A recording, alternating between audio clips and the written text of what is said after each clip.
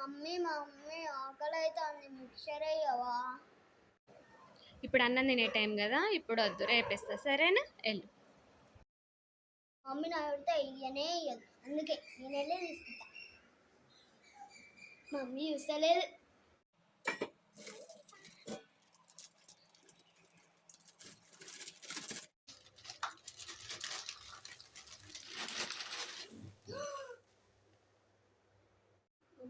Mummy చూస్తే ఏమంటుందో.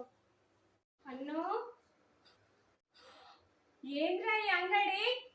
Mummy నేను కాదు మమ్మీ, చెల్ల పాడుపోసింది మమ్మీ. నిన్ను పారవేసినావా?